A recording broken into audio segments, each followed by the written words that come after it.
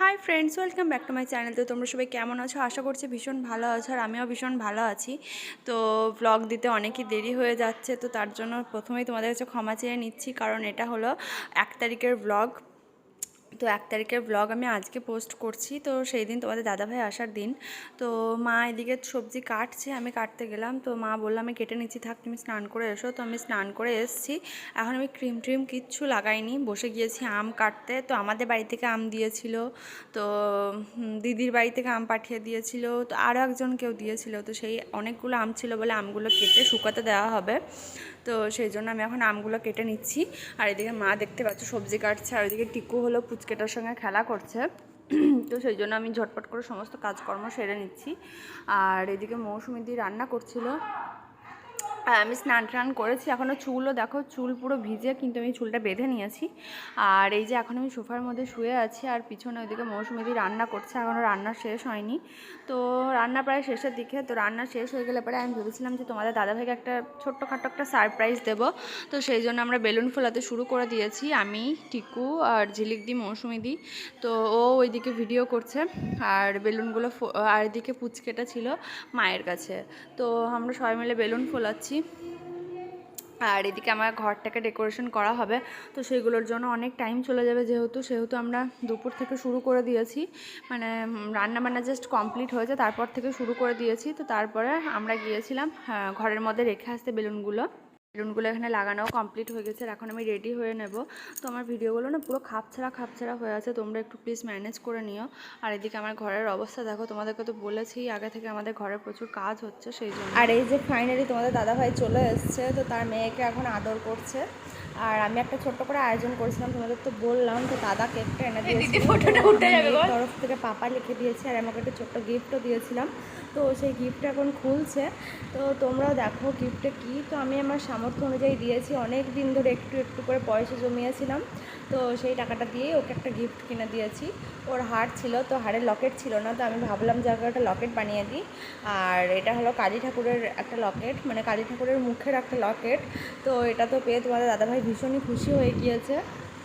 আর আমিও কালী ঠাকুরকে ভীষণই মানি, সেই জন্য ভাবলাম যে মা সবসময় ওর সঙ্গে থাকলে হয়তো ওর সবসময় ভালোই হবে।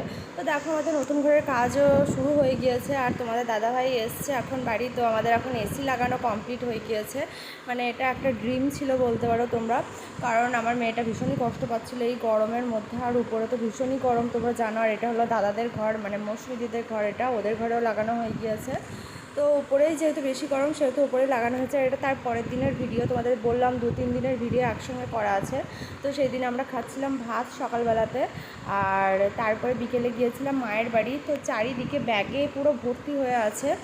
আর যখন আমরা নতুন ঘরে যখন শিফট হয়ে যাব, তারপরে যখন তোমাদের সঙ্গে তো শেয়ার করবো। তখন আমার মাম্মা এখন রেডি হয়ে গিয়েছে, তা দিদার বাড়ি যায় বলে ওকে চুলটা বেঁধে দিয়েছি একটু, যেহেতু ভীষণ গরম ছিল। তো আমি কি বলতো, বাড়িতে যেহেতু কাজ হচ্ছে সেহেতু এতটাই বিজি হয়ে গিয়েছি, তো আমার প্রতিদিন ভিডিও করা হয়নি। তো একটা ক্লিপ আমি মানে করে রেখেছিলাম, তো সেইগুলোই অ্যাড করে করে তোমাদের সঙ্গে আমি শেয়ার করছি। আর দেখো এটা মায়ের বাড়িতে গিয়ে মায়ের কোলে ছিল, তখন দেখো হাসিটা একবার দেখো ওর, মানে ও ভীষণই মজা পেয়েছে, মানে বহুদিন পর দেখেছে তো মাদেরকে, সেই জন্য। তো এরপর আমরা বাড়িও চলে এসেছি, 2 মিনিট বসে, মানে কিছুক্ষণ বসেছিলাম, তারপরে বাড়ি চলে এসেছি। আর বাড়িতে এসে দেখো আমার মাম্মা এখন খেলা করছে। ও এখন সারাক্ষণ উপর হয়ে যায়, একদমই সোজা হয়ে থাকে না। তো 2 দিনের মধ্যে আমরা নতুন ঘরে চলে যাব, তো হয়তো সেইগুলোও তোমাদের সঙ্গে শেয়ার করা হবে না, কারণ আমার মানে এটা বহুদিন হয়ে গেল ভিডিওটা, মানে বললামই তোমাদের 1 তারিখে এটা শ্যুট করেছি, আর আজকে হলো 20 তারিখ। তো 20 তারিখে আজকে তোমাদের সঙ্গে ভিডিওটা আমি শেয়ার করছি। তো বুঝতেই পারছো কত দিন লেট আমার। তো তোমাদের দাদাভাই এসছে 1 তারিখে। তো কী আর করবো বলো, আমার আর কিছু করার নেই। মানে বাড়িতে কাজ হলে পরে যেরকম হয়, তারপরে আবার বাচ্চাকে সামলানো, তো সমস্ত কিছু একসঙ্গে করতে হচ্ছে। তো তোমাদের দাদাভাইরাও প্রচুর পরিমাণে হেল্প করছে ঘর টর পরিষ্কার করতে। তো এই যে এটা তার পরের দিনের ভিডিও, মানে এটা মানে 3-4 দিনের ভিডিও ক্লিপ এটা। তো তারপরের দিন মানে আমার শাশুড়িমা ছিল না, দিদির বাড়ি গিয়েছিলো, তো ডাক্তার দেখাতে গেছিলো, সেখান থেকে দিদির বাড়ি গিয়েছিলো।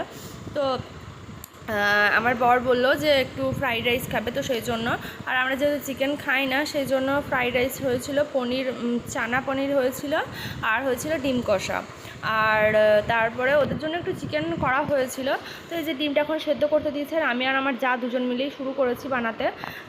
যেহেতু এগুলো একটু ঝামেলার কাজ, তো সেহেতু টাইম লাগে, সেই জন্য দুজনে মিলে না করলে তো হবে না। তো সেই জন্য আর আমার মেয়েটাকেও সামলাতে হচ্ছে একবার করে।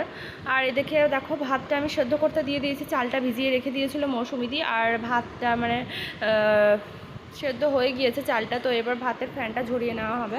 তো যেহেতু অনেকটা বড় হাঁড়িতে, আর এদিকে মৌসুমিদি ডিম কষাটা করছে, আমি ফ্রাইড রাইসটা আর চানা মশলাটা করেছি, আর মৌসুমিদি ডিম কষাটা করেছে, আর চিকেনটাও করা হয়ে গিয়েছে, মানে প্রথমেই করা হয়ে গিয়েছে। তো এদিকে চানা পনির হয়ে গেল কমপ্লিট, এই চানা পনিরটা আমি করলাম, মৌসুমিদি পনিরটা ভেজে দিয়েছিল, আর এদিকে ফ্রাইড রাইসটা বানানো হবে এখন। তো কী বলো তো, মানে একা একা থাকলে মানে সবাই মিলে একসঙ্গে থাকলে পরে অতটা অসুবিধা হয় না, একা একা থাকলে পরে ভীষণই অসুবিধা হয়। আর এদিকে আমি সয়াবিন একটুখানি দিয়েছিলাম, ছোটো ছোটো সয়াবিন ছিল সেজন্য। আর এদিকে দেখো কী পরিমাণে গরম পড়েছিল, আর আমি তো একদম ঘেমে পুরো স্নান করে নিয়েছি, মানে ভীষণই অবস্থা খারাপ হয়েছিল। তারপরে আবার একবার করে গা মুছতে হয়েছে, আর যেহেতু ঘর বাড়িগুলো পরিষ্কার করতে হচ্ছিলো একবার করে, সেহেতু বললে ধুলোতে ভীষণই খারাপ অবস্থা হয়ে গেছিলো আমাদের। মানে তোমাদের সঙ্গে ভিডিওগুলো শেয়ার করলে হয়তো বুঝতে পারবে, মানে আমার শরীরে আর পারেনি, সেই জন্য আমি তোমাদের সঙ্গে শেয়ার করতে পারিনি, নাহলে আমি অবশ্যই শেয়ার করতাম। মানে ওগুলো কিছু আমি ভিডিও করতে পারিনি, কারণ একবার করে আমার মেয়েকে ধরতে হচ্ছিলো, একবার করে পরিষ্কার করতে হচ্ছিলো, সেই জন্য। তো কমপ্লিট হয়ে যাওয়ার পরে তোমাদের সঙ্গে পুরোটা শেয়ার করবো। এতদিনে তো কমপ্লিট হয়েও গিয়েছে, মানে আমি সময় পাচ্ছি না, সেই জন্য তোমাদের সঙ্গে শেয়ার করতে পারছি না।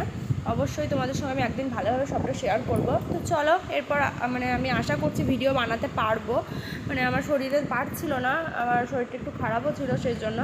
তো আমি যখন পারবো অবশ্যই তোমাদের সঙ্গে সমস্ত ভিডিও আমি শেয়ার করব।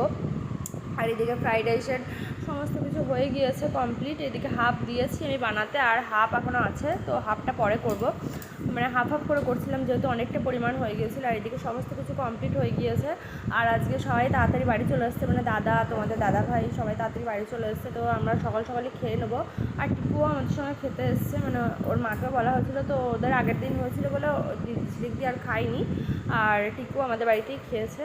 তো চলো আমার সমস্ত কিছু বানানো কমপ্লিট হয়েছে, তোমরা দেখেই নিলে।